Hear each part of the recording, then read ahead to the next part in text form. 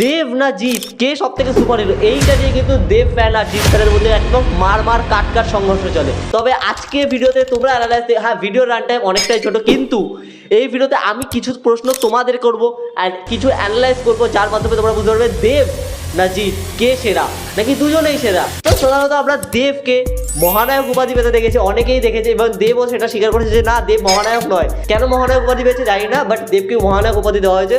সেখানে জিৎ কিন্তু normal casual ব্যাপার রয়েছে, জিতের মধ্যে যে ক্যাজুয়াল ব্যাপারটা রয়েছে সেটা কিন্তু অন্যান্য একটাদের মধ্যে নেই। দেবের সব থেকে মেন পয়েন্ট যেখানে মানুষজন সব থেকে বেশি প্রতিঘাত করে সেটা হচ্ছে রাজনৈতিক দিক, ঠিক আছে। দেব রাজনীতির সাথে জড়িত রয়েছে, সেটা একটা খুবই খারাপ পয়েন্ট দেবের জন্য, কারণ কি মানুষ একবারে প্রশ্ন তুলতে পারে যে দেব রাজনীতি করে, যেটা কিন্তু জিতের ফ্যানরা কিন্তু করতে পারে না, কারণ জিৎ বি সবসময় পজিটিভ, মানে তার একটা পুরো ন্যাচারাল যে হিরো ম্যাটেরিয়ালটা সেটা কিন্তু জিতের মধ্যে রয়েছে।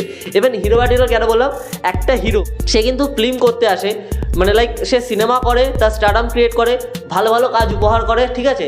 এটা হচ্ছে জিৎ। দেব এসছিল, দেব এখনও কাজ করছে, তবু দেবের যে ব্যাকগ্রাউন্ড সেটা রাজনীতিটা ঢুকে যাওয়ার পরে দেবের ব্যাকগ্রাউন্ড কিন্তু একটু হালকা হলেও আঁচ পড়েছে, ঠিক আছে।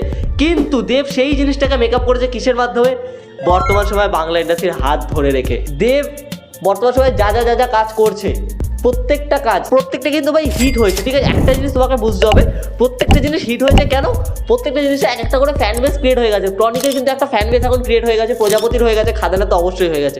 সেই ক্ষেত্রে থেকে জিতের বিগত যে ছবিগুলো, রাবণ, মানুষ, যেসব ছবি এসছে, সিনেমাগুলো কিন্তু অ্যাকশন রবি অবশ্যই চলেছে, দেবের মতো চলেনি, এটা তোমাকে মানতে হবে। তুমি জিৎ ফ্যান হও, দেব ফ্যান হও, মানতে তোমাকে হবে, ঠিক আছে। কেন চলেনি, অ্যাকশন সিনেমা আমাদের এখানে বাংলা ইন্ডাস্ট্রি দাঁড়িয়ে করার মতো বাজেট নেই, ঠিক আছে। বাজেট কিন্তু নেই, তুমি যাই বলো, দেব 6 কোটি টাকা খরচা করে খাদানটা বানিয়েছে। প্রত্যেকটা ডিরেক্টরদের দেখে শেখা উচিত যে দেখো কম বাজেটে ভালো জিনিস কী করে বানাতে হয়। যেটা জিতের যে প্রোডাকশন হাউস বা জিতের যে প্রোডাকশন হাউসের হয়ে কাজ করেছে, সেই প্রোডাকশন হাউসগুলো সেই টাকা অ্যাফোর্ড করতে পারেনি।